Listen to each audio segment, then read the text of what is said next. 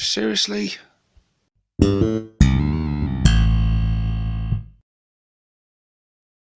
Hey guys, and welcome to this video with myself, 6+ Stevo. So, Saga of the Beast is on its way. It is fast approaching. Exciting times are ahead. We've had the reveal of Ghazghkull himself, which it's just... oh, it's such good news. I will pop a link up in one of the corners for the video I did just recently revealing the news of that. If you haven't already seen or heard of that yet, you must have been hiding under a rock, because it's the biggest news we've had as greenskin players for an incredibly long time. It's been so long in the making. It's just about damn time, GW. But it doesn't look like they've disappointed. He looks incredible, and he's bringing Makari along with him as well. So yeah, it's just awesome news. So yeah, check that video out if you haven't already seen that. He's looking incredible. But I wanted to talk a little bit more about Saga of the Beast, the book itself, the campaign book, part of the Psychic Awakening campaign that's ongoing at the moment.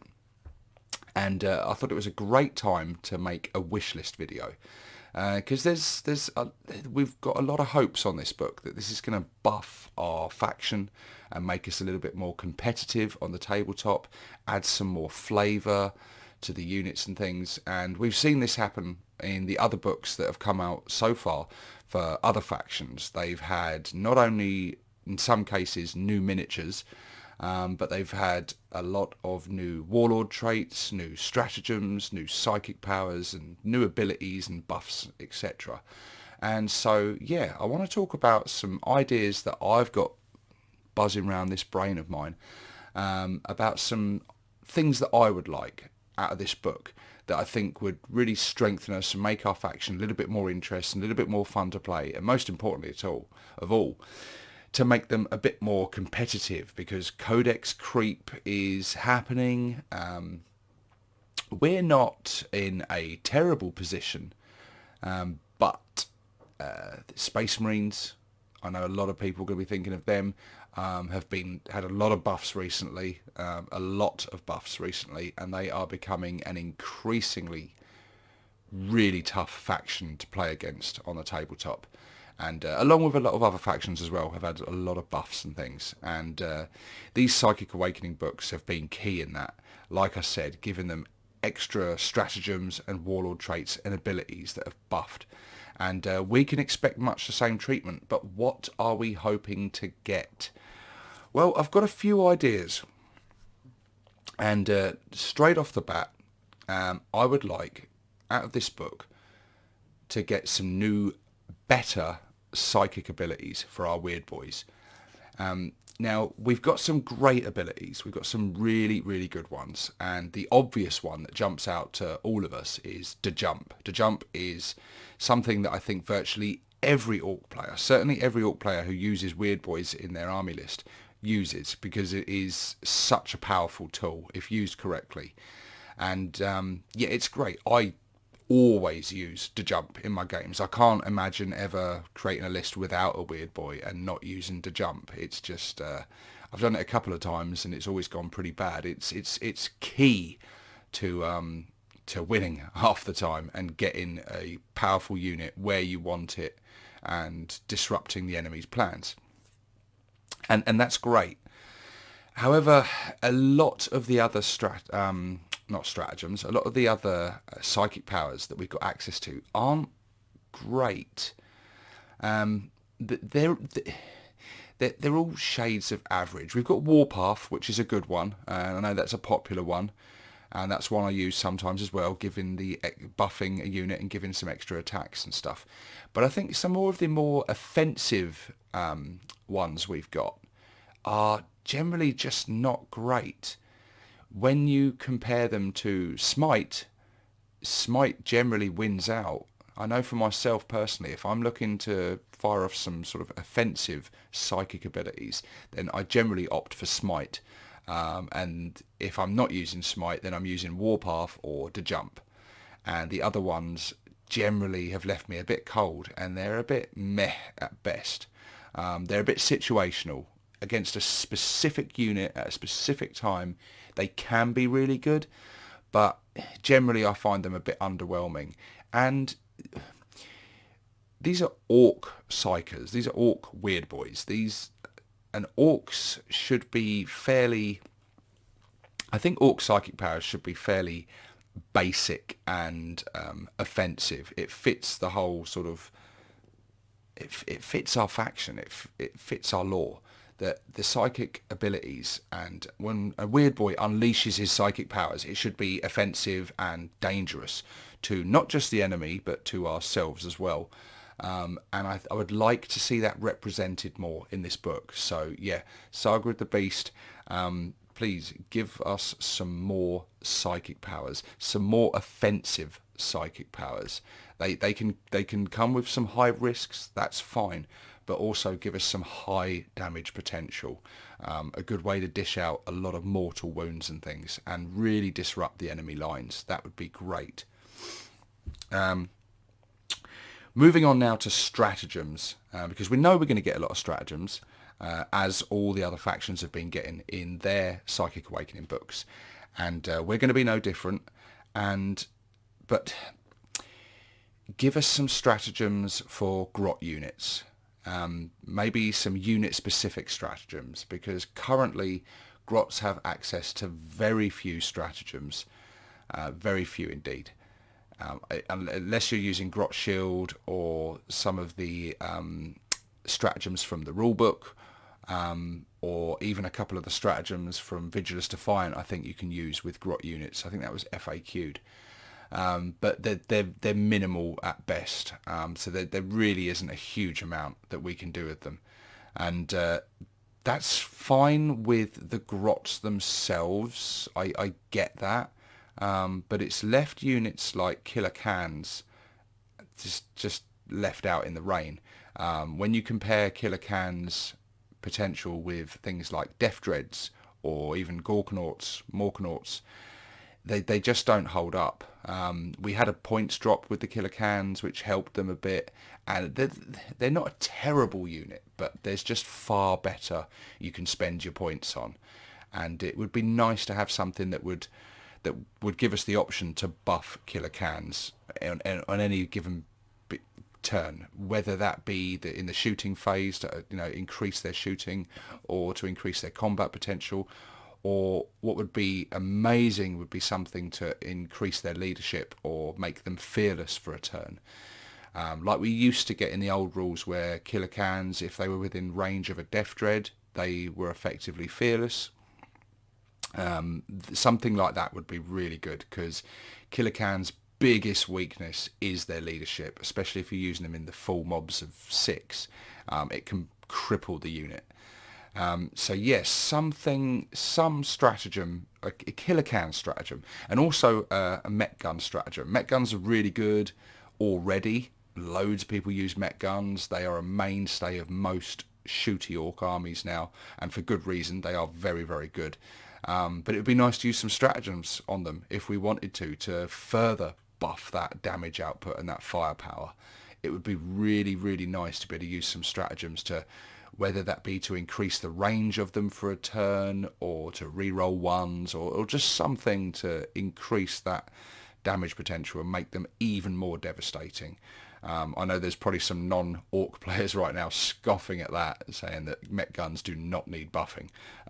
But yeah, why not? You guys have had your fair share of powerful strats, so it's our turn. While we're on the subject of stratagems as well, it would be really, really nice if we had the ability, whether it be through more Warlord traits or pieces of war gear or from some new special characters.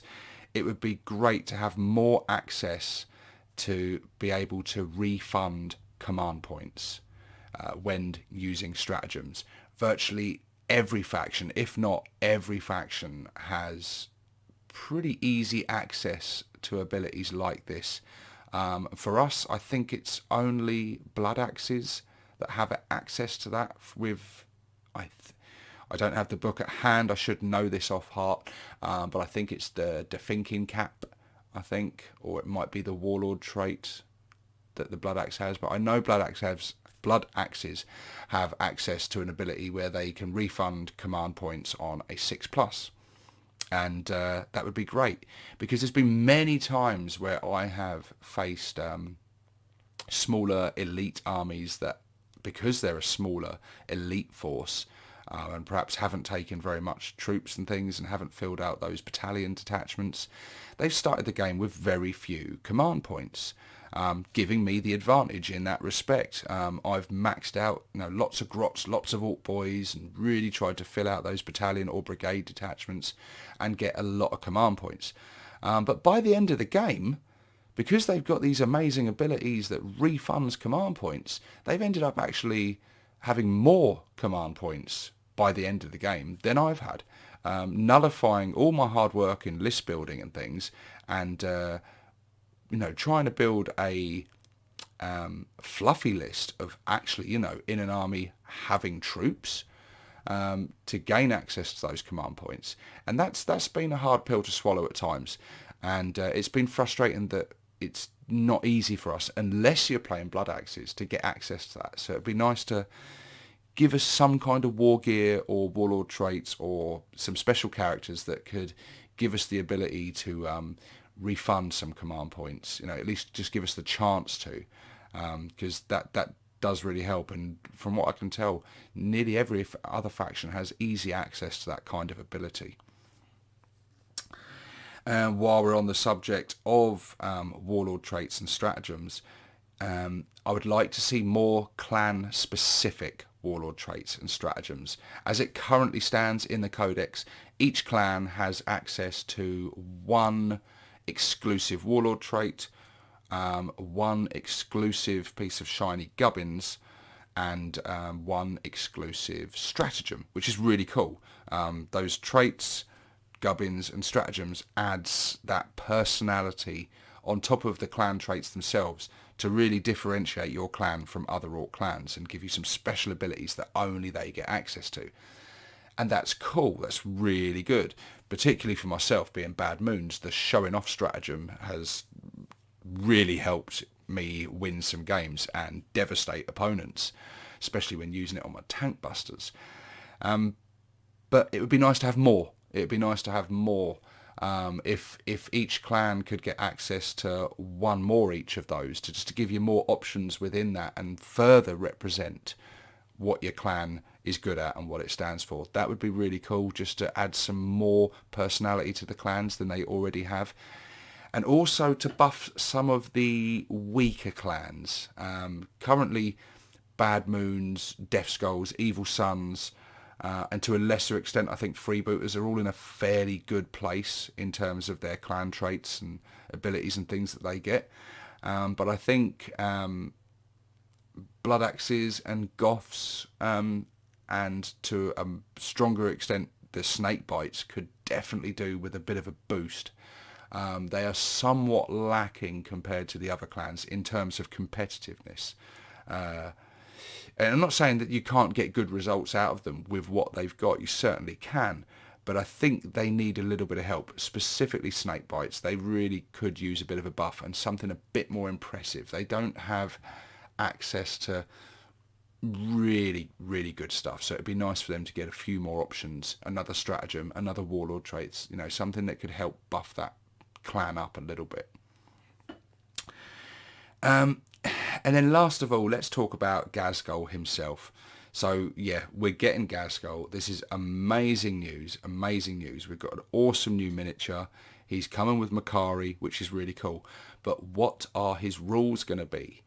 And is he going to be buffed? I'm sure he is. I think he's going to come with a whole new data sheet and a whole new set of rules, and they're going to bring him up to date, buff his power level up a bit. From the look of the miniature, it looks like they're increasing his firepower. It looked like he's got some kind of part of a custom Mega Blaster sort of power cell, or whatever they would call it. It looked like that anyway, so it looked like what he's had before was the Twin Big Shooter. So it looks like he's potentially going to have a much more powerful gun, which is really cool. But Gaz himself has never really been about the shooting, so it's going to be nice to see if he's buffed up significantly in combat potential. Now, that's not that he's weak currently, far from it. He's still an imposing figure on the battlefield. But we need someone that's going to go toe-to-toe with these Primarchs, don't we? We really do. And demonic Primarchs and things. Someone that's going to be able to take these guys on and, give them a good fight. So that's going to be cool. But more importantly than that, I would like to see his aura abilities give something a bit better. And what I think is very important is that he doesn't just buff Goths. Currently, currently he has to be chosen within a Goth detachment and things. But I think now he is the prophet of the War after all. I don't think he should be restricted to only being in a Goth detachment. I think he should be free of that, because he's risen to a level so far above that now that orcs flock to him from whatever clan and from whatever tribes.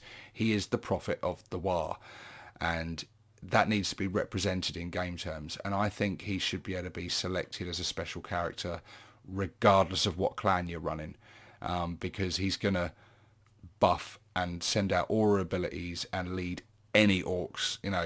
When orcs get a sight of Gaz, they're going to want to follow him into battle, and they're not going to care what clan he's from. He is the biggest and the baddest, and no matter what clan you're from, what tribe you're from, you're going to follow him, and he's going to lead you into some amazing battles that you're going to tell all your mates about.